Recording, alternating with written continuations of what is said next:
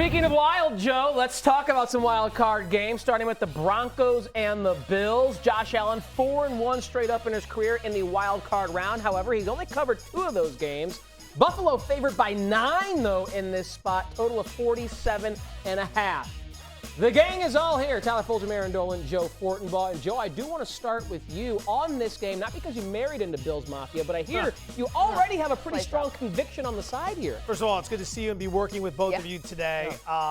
Radio was nothing but fired coaches today, so it's nice to just kind of look ahead at some football we don't do that here. I think this has bloodbath written all over it. I'm going to play the Bills. We get one of these games every couple years where you get Johnny Try-Hard underdog showing up in a wild card game on the road, and everyone's really impressed with what they did during the regular season, and they go up against the old grizzled playoff veteran who just puts an absolute beating on them. That's the key to the handicap right there. As great as it's been watching Denver this year and as fun as the story has been, when they step up in class, they get it put on them. You have to eliminate that Week 18 game against the Chiefs. That does not count as a winning team. They sat all their starters. Good offenses have put up big numbers on this defense. Baltimore scored 41. Cincinnati scored 30. Famous Jameis put up 32. I think this is a fun story that we've had with the Broncos, and I think it's a long-term buy, but a short-term sell. This feels like the Bills wallop them in that first game on Sunday. I mean, you talk about it being a step up in class, and that's exactly what I think this matchup is going to be. We know Josh Allen is currently the MVP favorite for a reason. He's going against a rookie quarterback. We didn't think the Denver Broncos were even going to be in this position, so I do expect the Buffalo Bills to absolutely roll in this spot. In terms of the step up in class, they're second in offensive efficiency. They're 10th in defensive efficiency. Just think about the experience that Josh Allen has in the postseason comparative to, of course, Bo Nix, who is a rookie. I think this is just going to be one of those blowout-style games. I don't even think it's going to be close. So I know we have 2 heavier favorites, and they're typically good in this spot.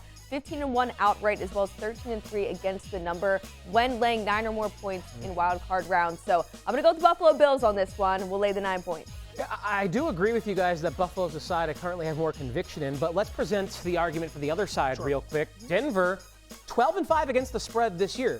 As far as betting on them, there was no team that was better than them in the NFL. They beat market expectation more often than not, and they would seemingly have the type of personnel on defense, led by Defensive Player of the Year favorite Pat Surtain, to mitigate Josh Allen a little bit. And say what you want about Bo Nix being his first start on the road in a tough environment, he was better than we expected all year long. So if you like the Broncos, that would be the bull case there. But it is hard to ignore some of those historical trends you were talking about. They're very well coached. They play quality defense. It's just when they've gone against, like, I can't get that Ravens game out of my head. When Baltimore just put 41 on him in that spot. This is a top 3 offense right here. This is a team that just rested this past week. Eyes on the prize. Denver had to go handle their business against Kansas City. This reminds me of a game 2 years ago in the opening round. You had the grizzled San Francisco team taking on a Seattle team led by Geno Smith. They were this fun story. They were 7-10 the year before. They go to San Francisco as a 10-point dog. They get smoked in that game. They hung a little bit tight, and then they lost by 18. That's what this feels like. So, again, great story for Denver. It's going to feel very disrespectful to Broncos fans. I think they're just walking into a buzzsaw of the highest order. 13-3 against the spread. That's the more important number there. Erin, I will start with you in this one. It's the biggest spread right now that we have. How you feel about picking a side? I mean, I feel pretty sick even being asked this question. I feel like you're in a tough spot here. Obviously, these teams played twice during the regular season. The Ravens were laying 3 points in the first meeting. They ended up losing that game outright. And then you had the second meeting when they were laying 7.5 points and absolutely blew this team out 34-17. Now, Zay Flowers in that game, he had 5 receptions for 100 receiving yards. So he was impactful in that game. But we also know with Mike Tomlin, he's just so good as a dog. 63-30 against the spread. As a dog in his career, one of the best coaches. This is a team that knows each other so well. At the same time, I do think that the Baltimore Ravens are the better team. I do think they're going to win. But laying 10 is a lot of points. So right now, I'm sick to my stomach being asked this question, so I don't have a pick.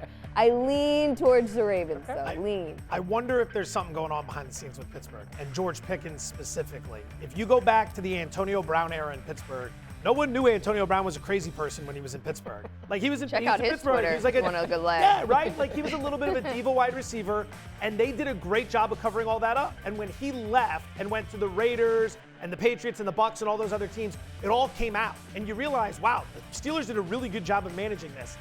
Pickens every week is having a problem. He's having a problem with Russ. He's having a problem with coaching. He's having a problem with officials. Every week, the media, every week there seems to be an outburst. So I'm watching an offense that hasn't topped 17 points in any of their last 4 games. They're limping into the postseason. And there's all this Tomlin rah-rah stuff. We haven't really seen it the last few weeks. Like the Ravens put it on him a couple weeks ago. I think the way to attack it is the under in this game. I think that's where you want to play it. This was as high as 46. It has already been plummeting down to 43.5.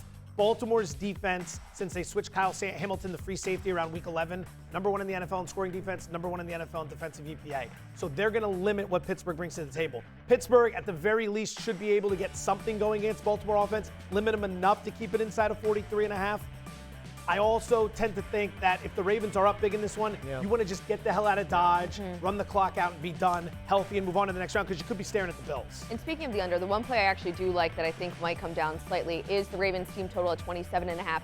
They've been putting up a ton of numbers. Since the bye week, I mean, they put 35 up on the Giants, 34 against Pittsburgh, 31 against Houston, 35 against Cleveland. But I do think come the postseason, the defense is going to give it all it's got. So I do think they will go under 27.5 points. So I agree with you, this is more of an under environment. All right, let's go back to Anita Marks. Anita, how you feeling right now about this matchup and how you're handicapping it?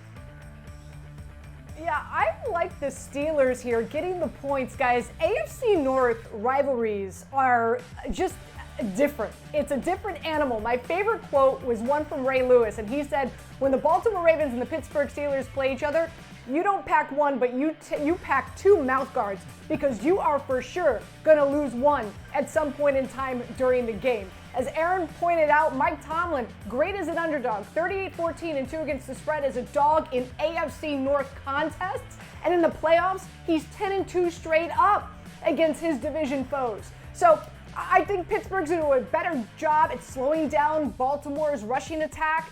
Pickens can't play as horribly as he did against the Bengals. I just think this game is going to be a lot closer than what most people think. So I like the Steelers getting the points, and you guys know me, I love the tease.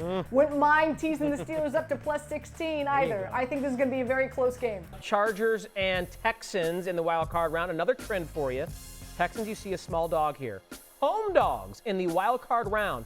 29-1 ATS, covering at nearly a 70% clip. That's 20-9-1 all-time as a home dog in the wild card round. So that's a compelling trend there, Joe. Is this matchup a situation where you think we can apply it? Yeah, nothing says wild card Saturday like a Houston Texans game, which is like, this is all we ever get in these spots. Don't get me started. But, you know, we do what we do here. This just feels like the slow rock fight where we're all just like, all right, let's just get to the next game.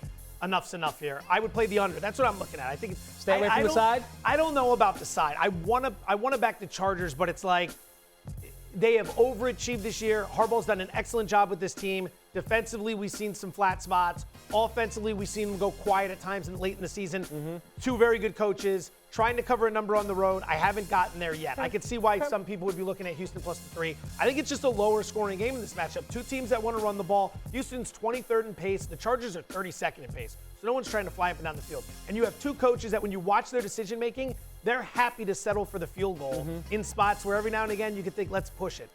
The strength of the Texan defense is the pass defense. Chargers want to run the ball. The strength of the Chargers, obviously the ability to run and play a little defense. That Houston offensive line is banged up. Look at that Houston offense, and Tank Dell went down with the injury.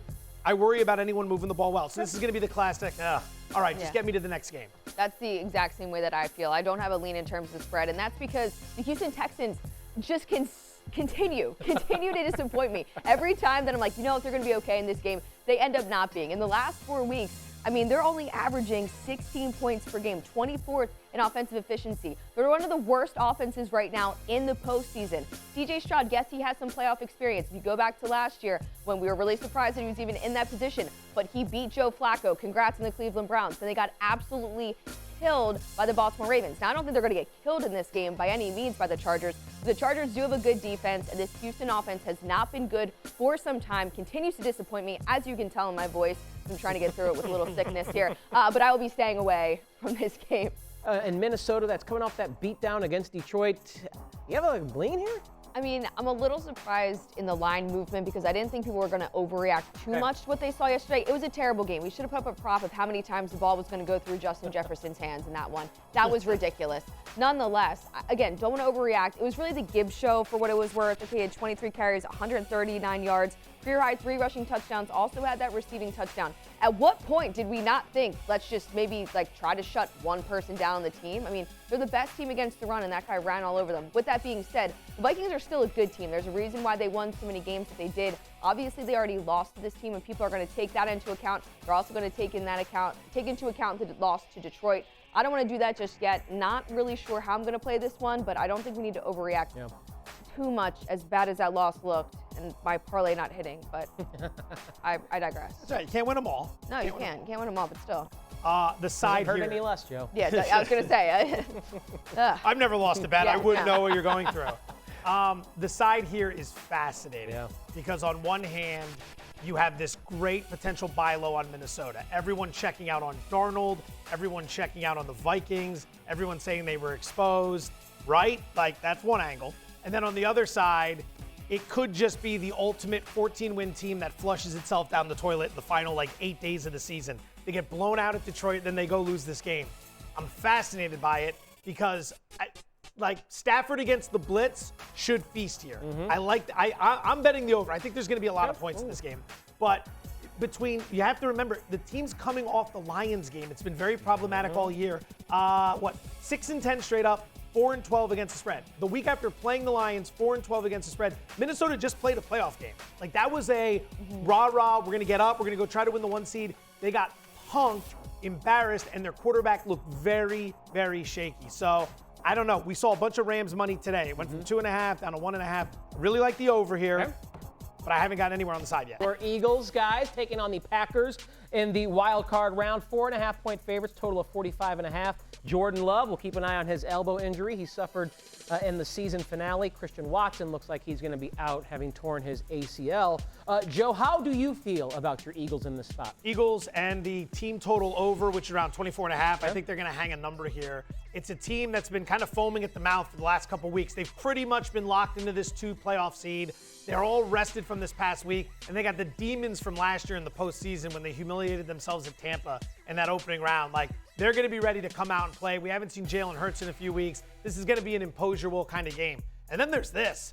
Talk about literally and figuratively limping into the playoffs. Watson goes down yesterday. He's out with an ACL. Jordan Love's got this mysterious elbow injury where LaFleur was talking about in the press conference how he could have come back into the game. Love wasn't so sure about it. It's like a funny bone type thing where it's just, I don't know if that goes away. You're going to go on the road to Philadelphia. You lost to the Bears.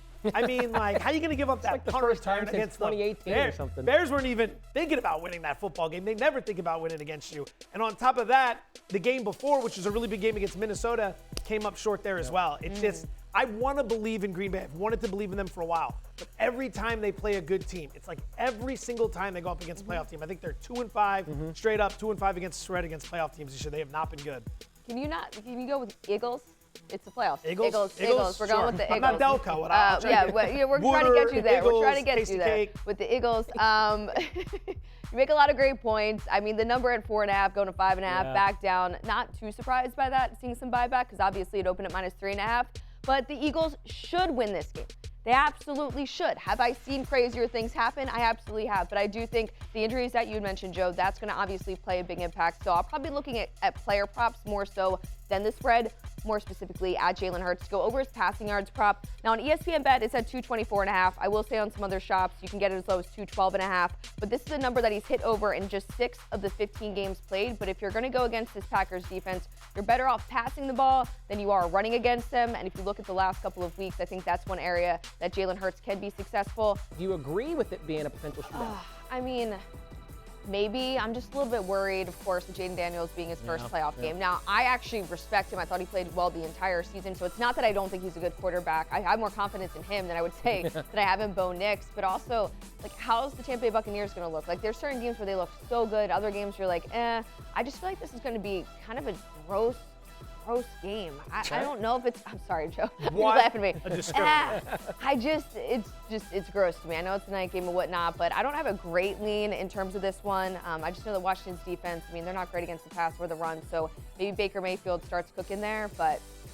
I don't really have a great lean. This game's probably going to be the best game. It could be the best Oh, game. here we go. I'm like, I don't know. And Joe's like, oh, it's the best game. When you look at the matchup not and the true way at all. they It's play actually the best defense, game. the total, this could be an absolute shootout.